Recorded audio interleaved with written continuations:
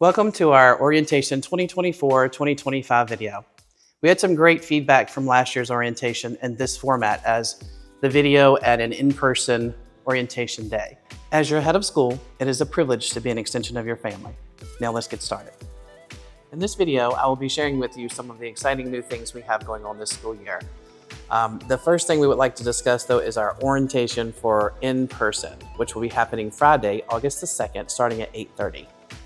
You should have already received an email stating exactly what time you should come based on the parent's last name. We hope everyone will adhere to their allotted time as it will keep the flow of traffic and for each slot to hold about 120 students. Everyone should enter through the lobby and head to the gym where there will be a table per grade level where you will receive your teacher assignment or your homeroom teacher. You will go from there to the appropriate classroom where you'll drop off supplies, meet the teacher, and then high school students can pick up their schedules and Chromebooks. This year, we have some exciting new things happening. First, I want to share with you the news for our 988 Elkham location for our preschool. This has been an ongoing 3-year process, almost 4 years, but we have finally received our certificate of occupancy, and we are looking forward to being in that building this year at school time. So our director of preschool, though, will be sending out some information about location, times, dates, and stuff. We're even going to have a little mini orientation for down the street. We're going to have a hopefully a ribbon cutting ceremony. Some exciting new things for us to be able to move our 4-year-olds down the street. In addition to moving our preschool students down the street, we are excited to announce that we will have clear touch integrated boards in the classroom. They're integrated whiteboards. They've been installed in each classroom where teachers can perform screen mirroring. They can use the integrated whiteboard features. They will have access to digital textbooks through these screens. They'll have apps and educational software to be able to teach our students. And we will also be implementing a SmartPass app where we will be helping control the flow of our students in our hallways. This hopefully will limit our students from meeting up in restrooms or anything like that and having a digital record of missed class time by our students. It'll be smartpass.app. We are also excited to announce that we will have a new school management system. It will be called RenWeb/Fax. It will offer us a whole school solution from admissions, attendance, grade books, report cards, and even financial management, all in one platform. I will talk about that a bit more later in the presentation. Middle school and high school students will be welcomed with a new bell schedule for next year. We're actually going to try something different, and we're going to have a regular schedule on Monday, Thursday, and Friday, but on Tuesday and Wednesdays, we're going to do and implement a block schedule or a modified block schedule. This will allow for some of the clubs and some of the other things and activities that we do to not miss, they wouldn't miss class time, instructional time for these meetings and whatnot. So we're looking excited about implementing that. There may be a little bump in the road here and there, but we're going to try to explain all of this to our students that first week of school so that we can get this going for all these clubs and the athletic sports that are missing some of this class time. This will be an impact on more instructional time for our students.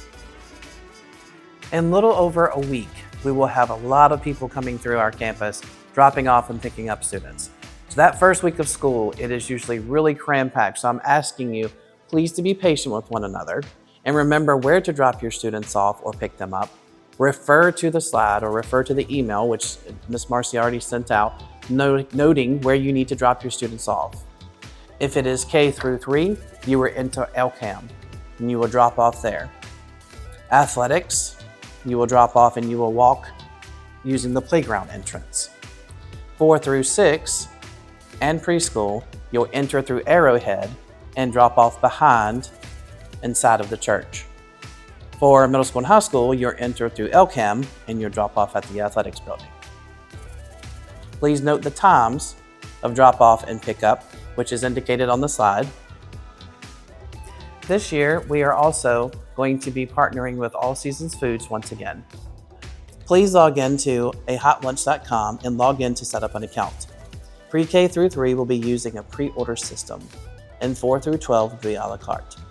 The school code is TCAD, as it was last year.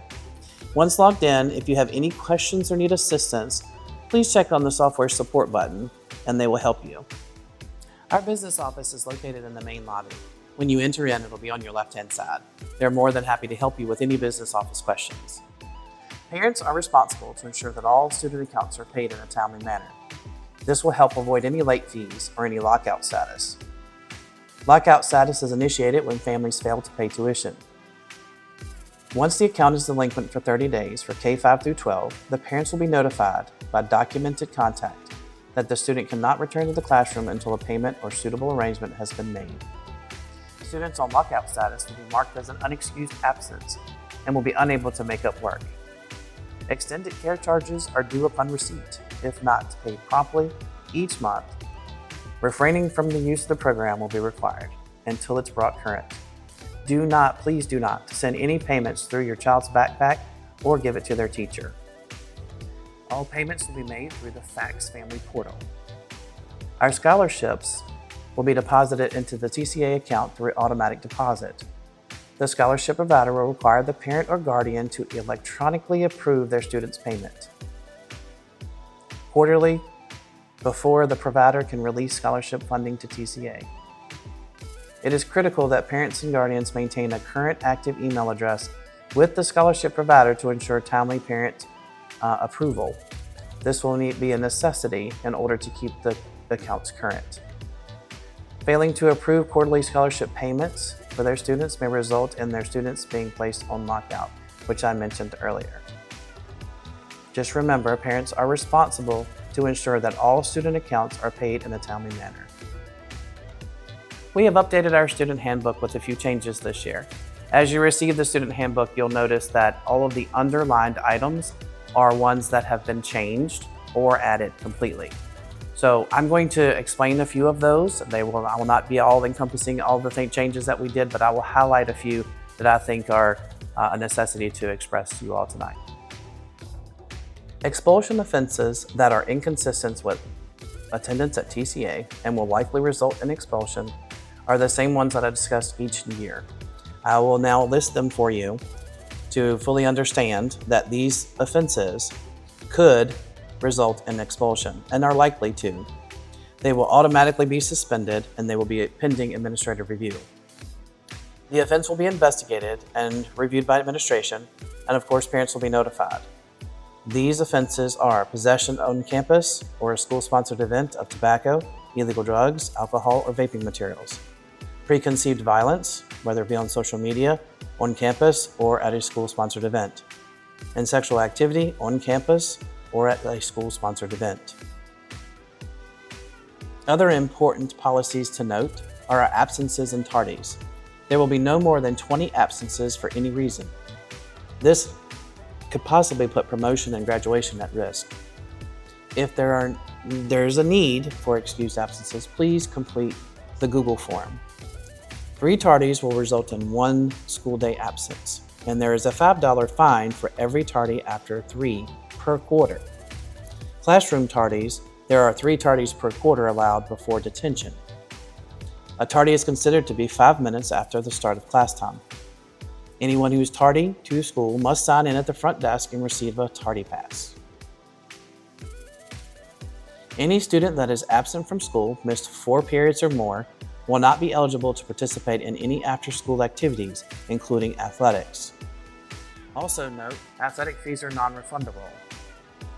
Student athletes will not be eligible to try out for a sport if they have an F or 2 Ds at the end of the previous quarter.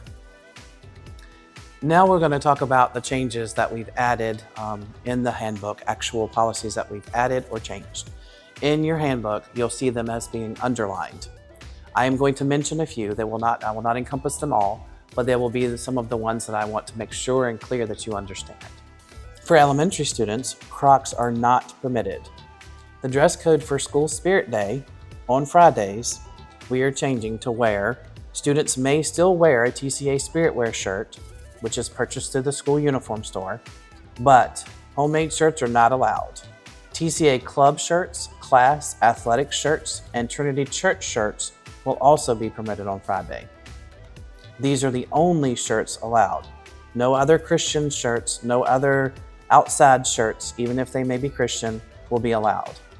Any of our Spirit Wear shirts, athletic shirts, club shirts, Trinity Church shirts. These shirts must be worn with TCA uniform pants or shirts.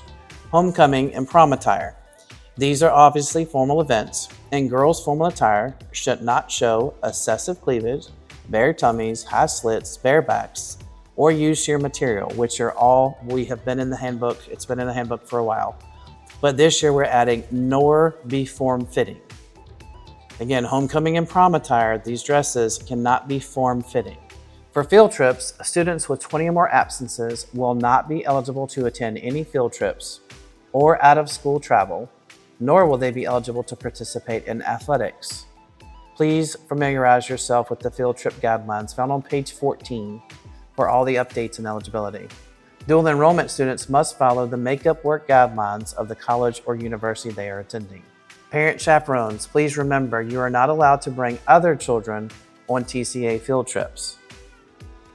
I just want to take a moment and talk with you all about our FACS school management system. We're super excited about this. It is a big change for us as it will encompass attendance, report cards, grade books, communication with parents, all our medical information, and even putting our financial piece in there as well. Everyone should receive an email with a password or how to set up your account. This is going to take a little bit of an adjustment time. It will not be instant. So over time, we will be learning this system together. But there has been a video provided for you.